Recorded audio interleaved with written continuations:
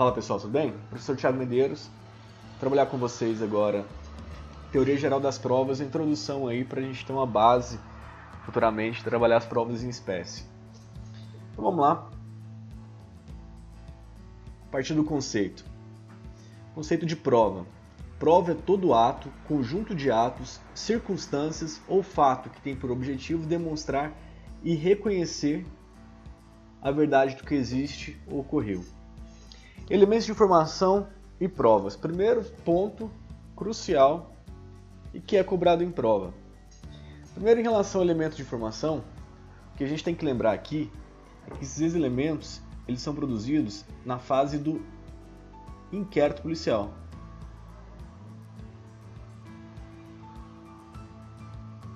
Produzidos na fase do inquérito. E como já estudamos, na fase do inquérito policial, aqui não há contraditório. Não havendo contraditório, eu não posso chamar de prova. O que vai diferenciar um elemento de informação das provas é justamente aqui, olha, a existência do contraditório. E no inquérito policial, não há o contraditório. Não há o contraditório. Lembrando que elemento de informação por si só, tá? Por si só, ele não pode gerar uma decisão condenatória. Sozinho não condena.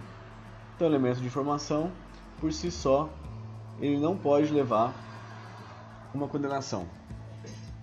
Para que vai servir, então, esses elementos de informação?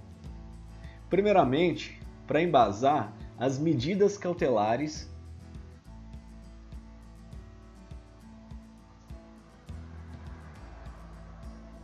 que o juiz pode adotar aí no transcorrer do processo. E vão servir aí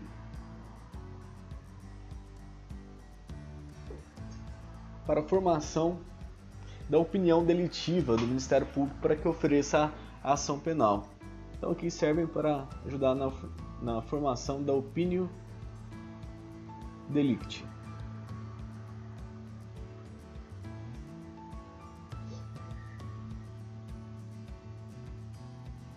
Já as provas, elas são produzidas em processo, tá? Ela em regra,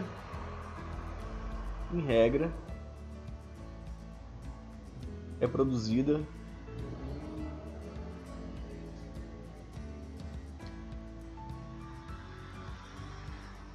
durante o processo. Em regra, produzida durante o processo. Lembra que há exceções. Quando trabalhamos a parte de inquérito, eu cheguei a comentar já com vocês. Existem 3 exceções em que a prova será produzida dentro da fase do inquérito policial. Beleza, a regra. Vamos às exceções. Então, teremos aqui três exceções. A primeira exceção é em relação às provas cautelares.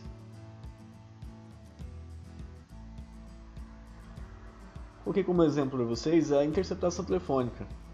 Tá? São provas que necessitam ser realizadas de imediato. Tá? Um exemplo de prova cautelar são as interceptações telefônicas. Outra exceção em relação a essa produção de provas durante o processo seria aqui as provas não repetíveis.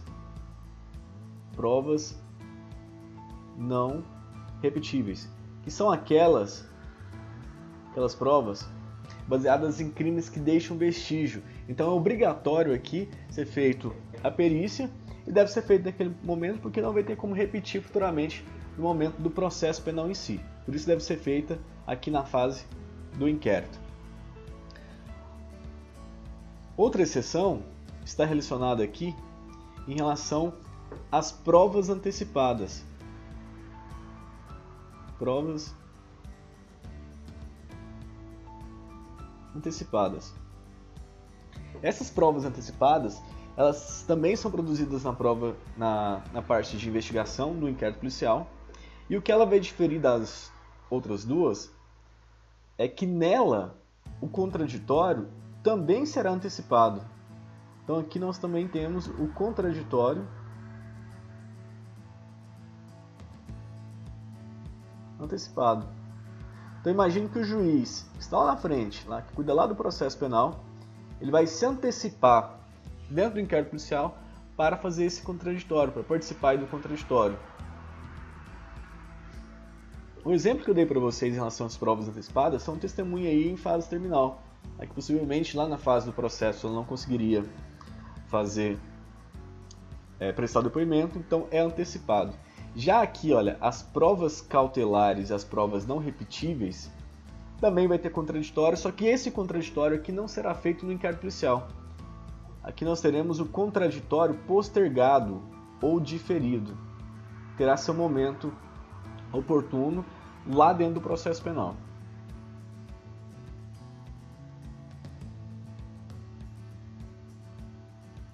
Contraditório postergado. Então, beleza. O que é importante aqui nesse primeiro quadro para a gente não deixar passar? O conceito é bem tranquilo. Eu ficaria com maior atenção aqui na diferenciação entre elementos de informação e provas.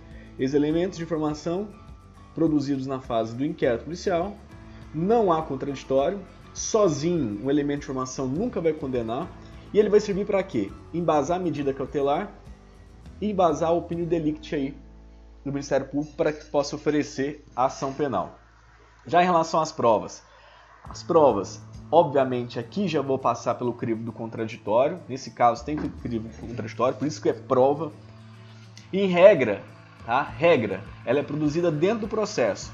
Acontece que essa produção da prova dentro do processo vai comportar 3 exceções: provas cautelares, provas não repetíveis, onde teremos o contraditório postergado lá para dentro do processo penal, tá? Vai sair aqui da fase do IP e vai cair lá dentro da fase da ação penal, então o contraditório é postergado. Já as provas antecipadas, eu tenho um contraditório antecipado também. O contraditório vai ser feito aqui na fase do inquérito policial. Tudo bem? Então vamos seguir. Próximo ponto, tópico 3, verdade real ou princípio da verdade real. O primeiro ponto a se destacar nesse slide é aqui, olha, a busca da verdade real.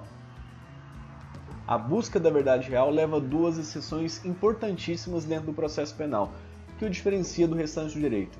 Aqui fala assim, busca da verdade real, porque a verdade ela é relativa de sujeito para sujeito e dificilmente, mesmo em um processo penal, vai conseguir chegar aí à verdade real dos fatos. Então por isso que se fala em busca da verdade, então é o mais próximo possível. E essa busca da verdade ela vai levar a essas 2 exceções que nós temos que trabalhar aqui dentro do processo penal. A primeira exceção é em relação à produção de provas pelo juiz. A regra que nós vimos é a inércia do juízo. O juiz fica parado, né? Ele só age quando provocado, ele não pode agir de ofício. Acontece que o processo penal cuida de bens jurídicos tão importantes e ali está levando em conta também a liberdade do sujeito que está como réu no processo, que o juiz, até mesmo ele, poderá requisitar aí a produção de provas, fazer um requerimento em relação à produção de provas. Então é uma exceção aí à regra da inércia do juízo. Outro caso aqui que leva uma exceção ao processo penal é essa relativização da legalidade da prova. Tá? Temos como regra que provas ilícitas não devem ser utilizadas dentro do processo penal. Acontece que se for para beneficiar o réu, se for principalmente para inocentar um réu, essa prova ilícita poderá ser utilizada. Tudo bem? Então, 2 exceções. Produção de prova feita pelo juiz, tá? E o que justifica?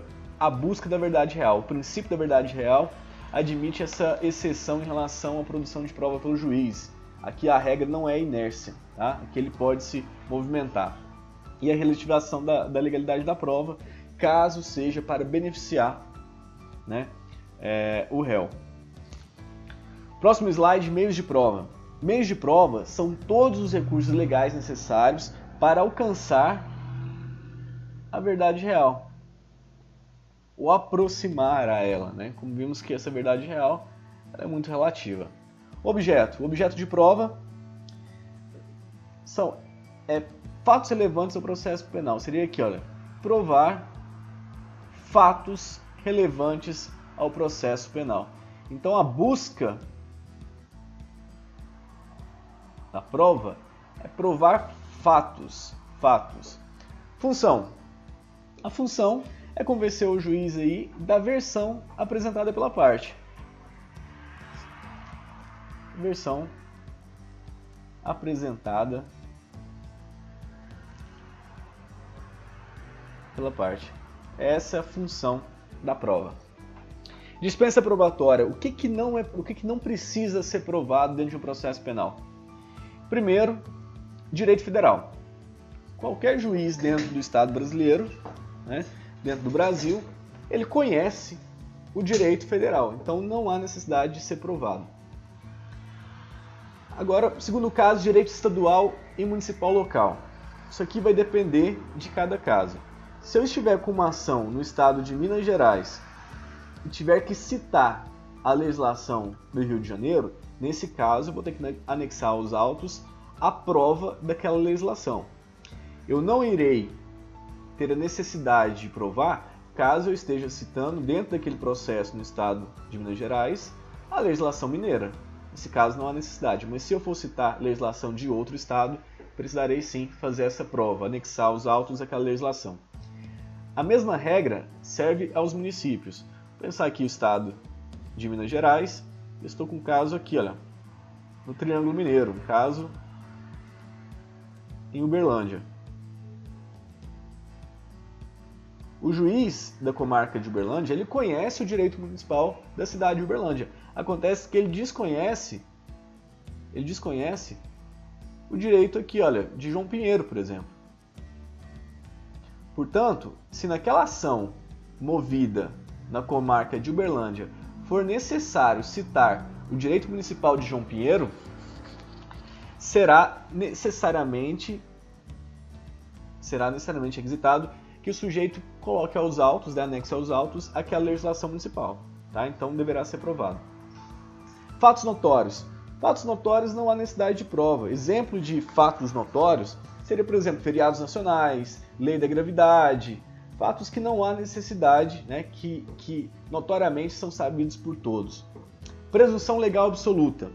Exemplo, quando trata de menoridade, né, há necessidade de anexar ou de explicar, provar por que um menor no Brasil ele não deve ser punido, não deve ser considerado como criminoso, ele não pratica crime? Não.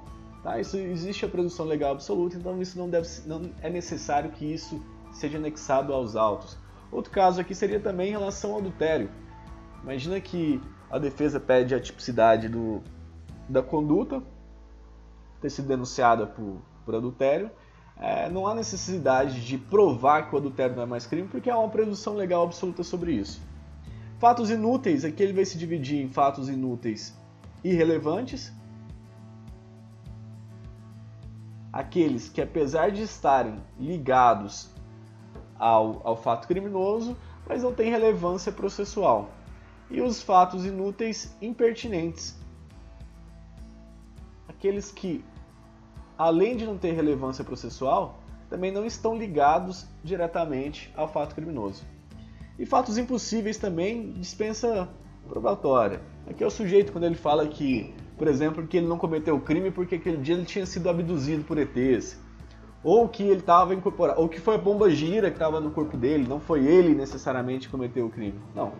Tá? Esses fatos impossíveis não há nem a necessidade de tentativa de prova. Ok? Então, esses são os casos de dispensa probatória. Aqui, destinatário. A quem se destina a prova produzida dentro do processo penal? Nós temos dois destinatários. O primeiro que é o imediato e o segundo o imediato. O destinatário imediato é o juiz.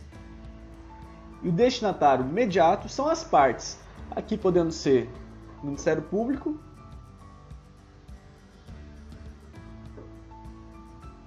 e a Defesa. Ministério Público e a Defesa. Obviamente que estamos tratando aqui de uma ação penal pública e não de uma ação penal privada, porque se for uma ação penal privada, no lugar aqui do Ministério Público teríamos aqui uma vítima, tá? Teríamos uma vítima. Então, imediato Ministério Público e a Defesa, ou uma vítima e a Defesa.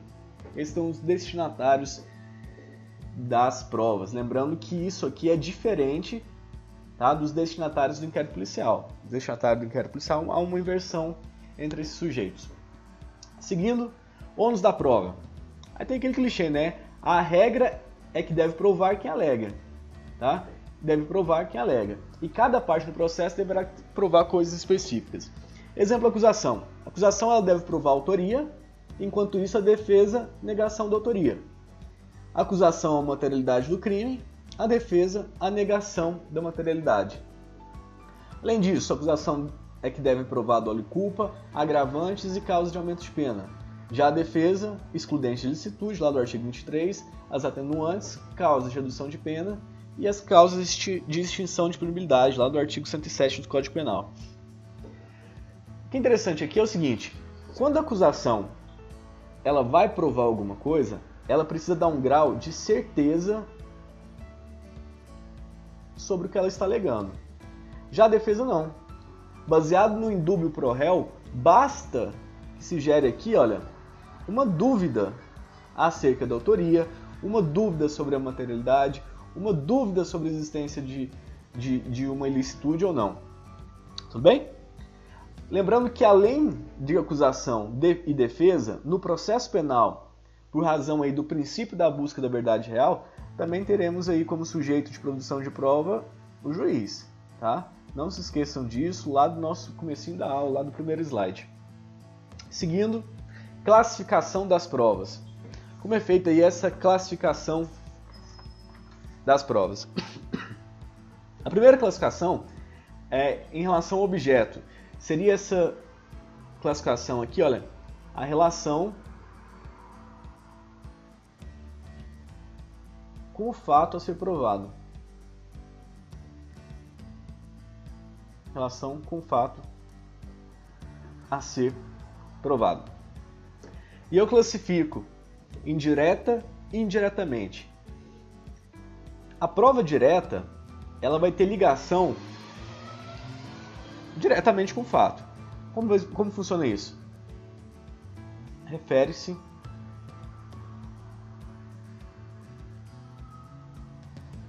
diretamente ao fato, demonstrando o fato.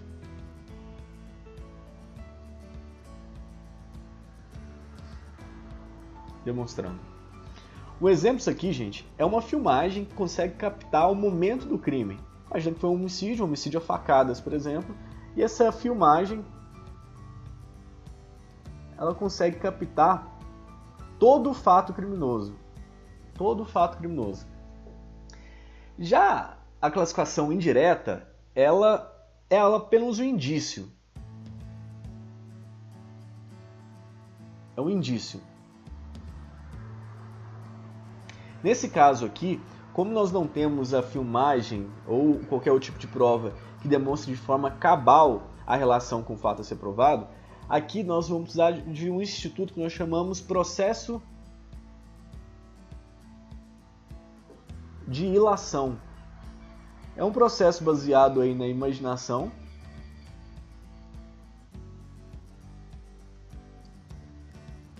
onde vai ser unidos vários fatos separados, que foram produzidos através de prova, serão unidos aqui pelo processo, olha, de ilação. É como se ligasse os pontos aos outros para aí no final formar uma opinião sobre o crime. Por exemplo, isso aqui, né, como no primeiro a gente tratou de uma filmagem que capta diretamente o fato criminoso, no segundo caso aqui, imagina que não conseguiu, uma filmagem também que não conseguiu captar diretamente o crime, mas mostra que após o fato, Mostra um sujeito correndo do local de crime, né, com a roupa ensanguentada e segurando a arma, por exemplo, uma faca que foi utilizada no crime. Seria uma prova, só que a classificação dela seria prova direta, porque ela é um indício, ela não está ligada diretamente ao fato. Segunda classificação é a classificação das provas em relação ao seu valor, o seu grau de certeza. Vou classificar uma prova plena é aquela que dá um grau de certeza. Já uma prova não plena é aquela que gera dúvidas. Classificação em relação ao sujeito ou causa. Como funcionar isso?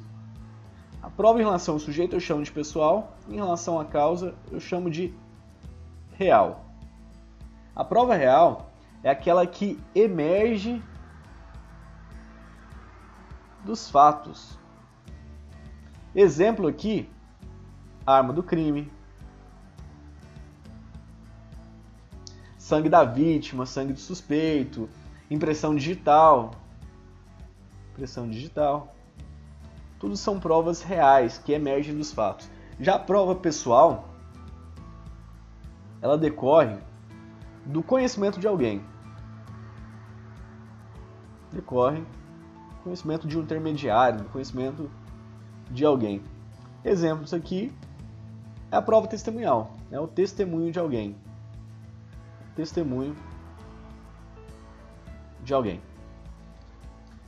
Próxima classificação em relação à forma. Tem 3 formas de prova: prova testemunhal, prova documental e prova material.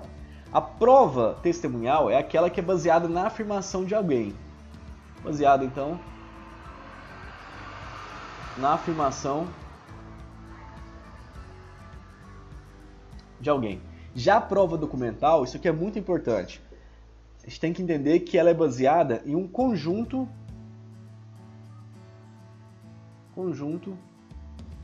de caracteres. Exemplos aqui: um e-mail, uma carta, um relatório, uma nota fiscal, conversas de WhatsApp, qualquer tipo de rede social. Isso aqui nós teremos provas documentais. Já uma prova material é aquela que vai corporifica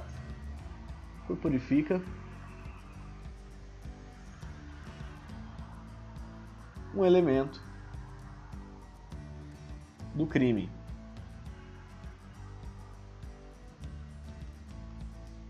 Exemplo: o meio utilizado para cometer o crime pode ter sido uma faca, sangue, fios de cabelo.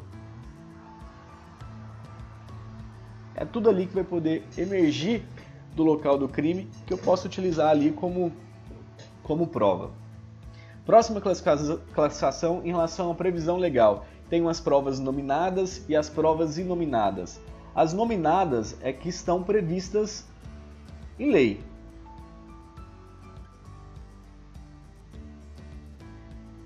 E as inominadas não previstas. Ponto importante aqui, mesmo que essas provas nominadas não tenham previsão legal, não há que se falar aqui em hierarquia entre essas provas, tá? Não há, no nosso ordenamento, hierarquia entre provas.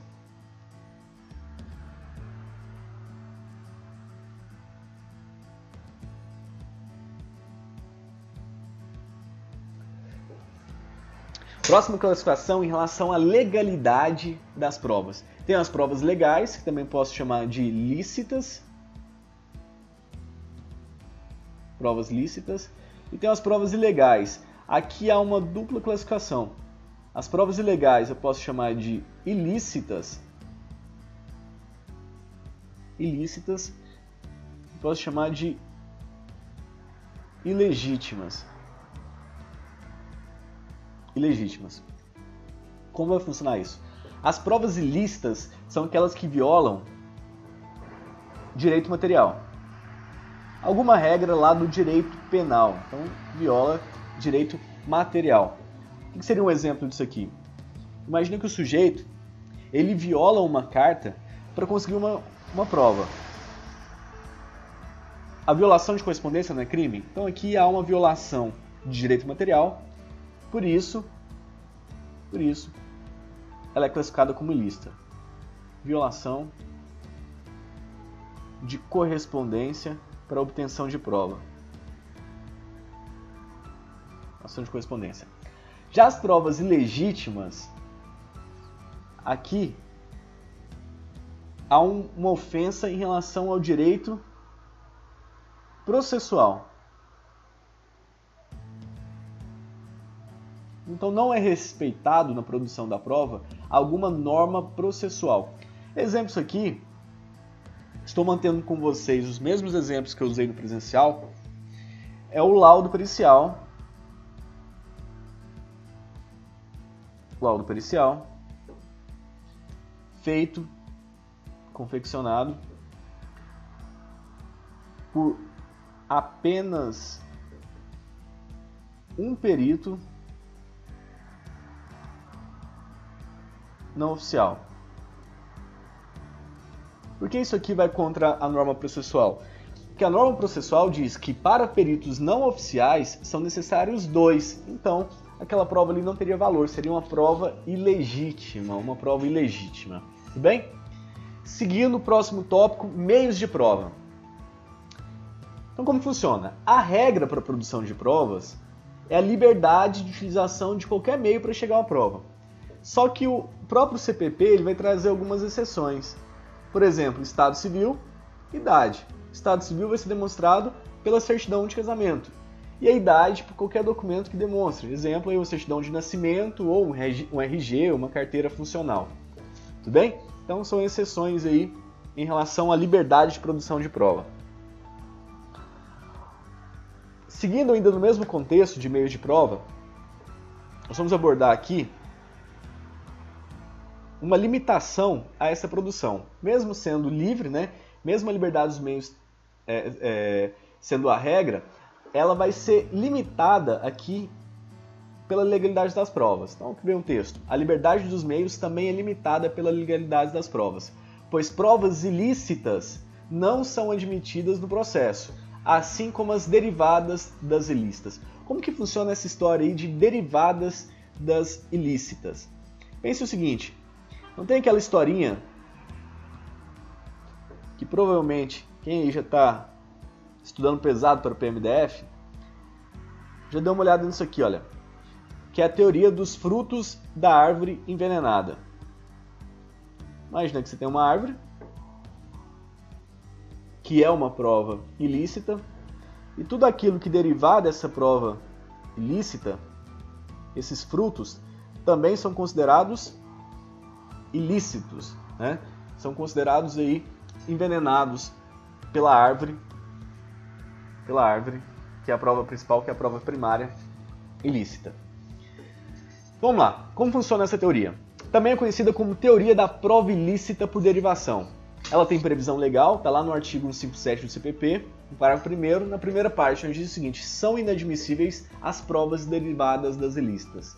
Então as provas que decorrem de uma ilícita também estarão contaminadas, não devendo ser utilizadas no processo. Isso é uma regra, né? Aí sobre as provas derivadas das ilícitas. Próximo ponto, exceções à ilicitude da prova. Então vimos a regra, né? A regra aqui é que provas ilícitas não são admitidas no processo. Vamos lá, vou grifar isso aqui. Então, provas ilícitas não são admitidas no processo, assim como as derivadas das ilícitas. Isso aqui é a regra. Acontece que existem aí algumas exceções para a utilização de prova ilícita. A primeira teoria é a teoria da proporcionalidade.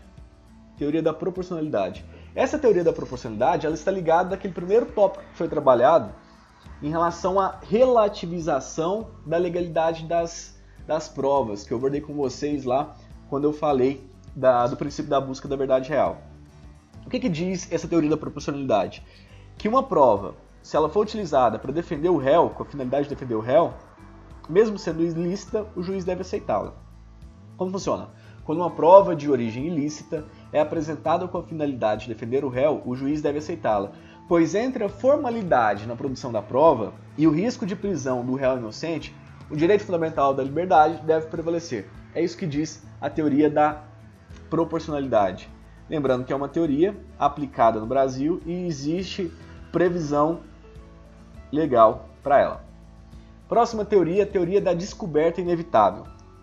Essa teoria da descoberta inevitável também é uma exceção, tá? Ela é uma exceção à teoria da árvore dos frutos envenenados. O que diz essa teoria? A prova derivada de uma ilícita poderá ser utilizada quando, seguindo os trâmites legais, inevitavelmente a mesma prova seria produzida por outro meio. Imagina o seguinte, tudo bem, eu tenho lá a árvore envenenada, tem os seus frutos envenenados, que não podem ser utilizados, porque derivam de uma prova ilícita. Acontece que eu poderia utilizar essas provas ilícitas, essa provinha aqui, olha, se de outra forma pudesse ser feito a descoberta dessa prova, o conhecimento dessa prova. Exemplo, uma testemunha. Tá? Se provar que de qualquer forma se chegaria a esse resultado, a essa prova ilícita, ela poderá ser utilizada no processo. Essa é a teoria da descoberta inevitável. Próxima teoria, teoria da prova absolutamente independente. Imagine o seguinte, eu tenho diversas provas ilegais dentro de um processo. Tenho provas ilegais dentro de um processo. Mas também tenho provas legais. Embasado apenas nessas provas legais, já seria suficiente para o juiz produzir a condenação, por exemplo. Tá? Então a existência de provas ilícitas dentro do processo, por si só não vai contaminar as demais provas que são lícitas, porque elas são independentes. Essa é a teoria. Já a quarta teoria, também essa teoria aqui, da teoria da prova absolutamente independente, também tem aplicação no Brasil, há previsão legal dela no nosso ordenamento. A teoria da descoberta inevitável também tem previsão legal no nosso ordenamento. Já essa quarta teoria, já adianto para vocês, ela não possui aplicação no nosso ordenamento. Segundo essa teoria aqui, ela é baseada em relação às provas derivadas ilícitas, então teríamos aqui, olha, novamente, a árvore com seus frutos envenenados. Imagina aqui, olha, prova derivada. Dessa prova derivada nós temos outra prova derivada. Nós vamos seguindo uma sequência de provas que em tese seriam provas ilícitas, porque estão derivando de uma prova primária ilícita. Acontece que essa teoria diz que quando vai afastando da prova primária ilícita, é como se fosse diluindo a ilegalidade. Tá? Por isso que fala tinta diluída ou contaminação expurgante. Essas provas aqui, ó, que já estão distante daquela primeira prova contaminada, é como se ela houvesse aqui um caráter de legalidade para ela. Bem, lembrando que essa teoria não é aplicada no seu ordenamento. Próximo tópico, prova emprestada, se é admitido ou não no processo penal. É sim, tá? A prova emprestada é admitida dentro do processo penal. E como ocorre isso? Precisa cumprir alguns requisitos. Primeiro, se referir às mesmas partes em ambos os processos. Se referir aos mesmos fatos. A prova deve ter sido passada pelo contraditório e deve ser uma prova lícita. Para ser utilizada uma prova emprestada no processo, tem que cumprir esses 4 requisitos. Último tópico, o sistema de avaliação. Nós temos 3 sistemas de avaliação de prova. O primeiro é o livre convencimento motivado, que é o que é aplicado no Brasil. Tá? O livre convencimento motivado. Como funciona esse sistema de avaliação? Ele diz o seguinte, que o juiz tem ampla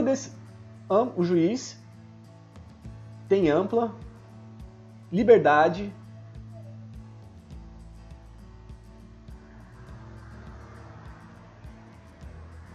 de decisão. Porém, gente, aqui é necessário motivar. Porém, precisa motivar. Essa é a regra no nosso ordenamento. Essa é a regra adotada no nosso ordenamento. O segundo sistema é o sistema da íntima convicção do juiz. Nesse caso aqui, o juiz decide, porém não motiva. Decide, mas sem sem motivar.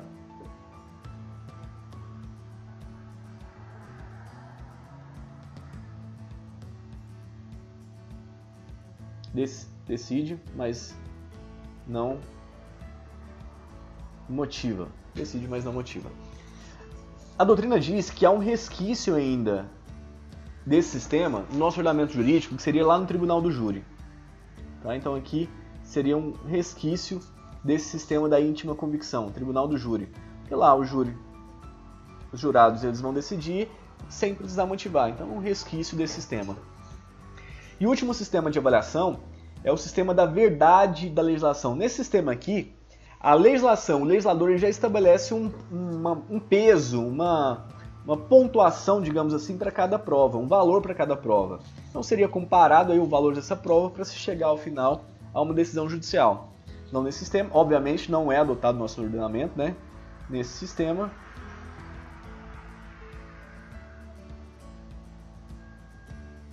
a legislação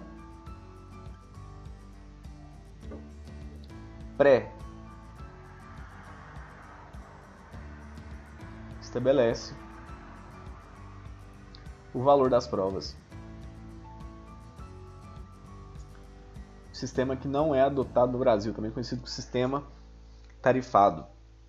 Bem, pessoal, então é isso aqui. Essa é a parte introdutória da matéria de provas, né? Teoria geral das provas.